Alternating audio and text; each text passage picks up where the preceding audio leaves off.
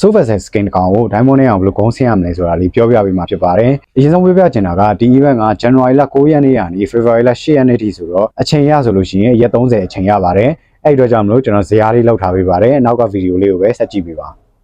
event စလာတဲ့ရက် January လ9ရက်နေ့မှာကျွန်တော်တို့က weekly bet နှစ်ခုဖြည့်ပါမယ်။ weekly bet ဖြည့်လို့မရအောင်ဆိုလို့ရှိရင်လည်း Diamond အနေနဲ့182တောင်ဖြည့်လို့ရပါတယ်။အဲ့ဒါပြီးရင်တော့ January လ9ရက်နေ့ကနေ15ရက်နေ့ထိကိုမှကျွန်တော်တို့က daily one draw short ဈေးနဲ့9ရက်တိတိလဲ့ပြရမှာဖြစ်ပါတယ်။အဲ့ဒါဆိုရင်တော့ January လ15ရက်နေ့မှာကျွန်တော်9ကြိမ်ပြီးသွားပြီပဲဖြစ်ပါတယ်။ January 16ရက်နေ့မှာတော့ phase 1လာပါပြီ။အဲ့ဒီနေ့မှာပဲကျွန်တော်က Diamond 429တောင်ဖြည့်ပါမယ်။ပြီးရင်တော့ share weekly bet ကလက်ကျန် Diamond က125လောက်ရှိရမလို့ကျွန်တော်အဲ့ဒီနေ့မှာပဲ Diamond သုံးပြီးတော့10 draw တစ်ခါရယ်1 draw တစ်ခါရယ်ကိုလှည့်ပေးပါမယ်အဲ့လိုလှည့်ပေးခြင်းအပြင်ကျွန်တော်က Diamond 250ထဲ250တောင် test ကပြည့်သွားပြီမို့လို့ free cut က29ကတ်ရတော့ပါလိမ့်မယ်အဲ့ဒီ29ကတ်ပါလှည့်လိုက်မယ်ဆိုလို့ရှိရင်ကျွန်တော်က draw roll ကနေပြီးတော့မှ free cut တစ်ကတ်ရပါအောင်မယ်အဲ့ဒါပါထပ်လှည့်ပါမယ်ဒါဆိုရင်တော့ကျွန်တော် January လ16ရက်နေ့ phase 1မှာတင်ကျွန်တော်တို့က48ချိန်တီးပြီးသွားပါလိမ့်မယ် January လ18ရက်ကနေ22ရက်နေ့ထိကိုမှကျွန်တော်က daily one draw နဲ့တရက်ကိုတစ်ချိန်လှည့်ပေးရမှာ6ရက်တိတိလှည့်ပေးရမှာဖြစ်ပါတယ်ဒါဆိုရင်တော့ January လ22ရက်နေ့မှာပဲကျွန်တော်တို့က54ချိန်ထိပြီးသွားပါလိမ့်မယ် January လ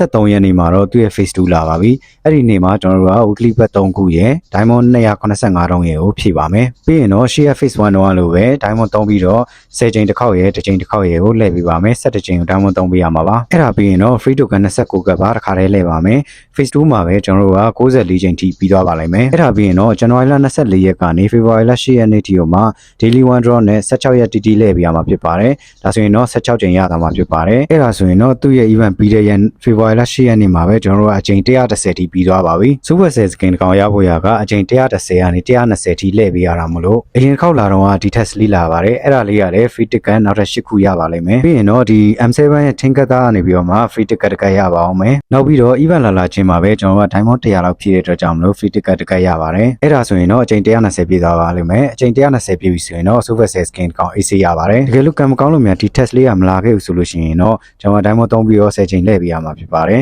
ဒါပေမဲ့စိတ်မပူပါနဲ့အရင်တစ်ခေါက်တော့လာပြီးသားဆိုတော့လာဖို့ရတော်တော်များများသိကြပါတယ်အခုပြောပြသွားတဲ့ဇာတ်အတိုင်းဆိုလို့ရှိရင်တော့ကုန်ကြငွေရတော့9000ဝန်းကျင်ပဲရှိပါလိမ့်မယ် Diamond အနေနဲ့ဆိုလို့ရှိရင်လည်း Diamond 1600ကျော်လောက်ပဲကြာမှာပဲဖြစ်ပါတယ်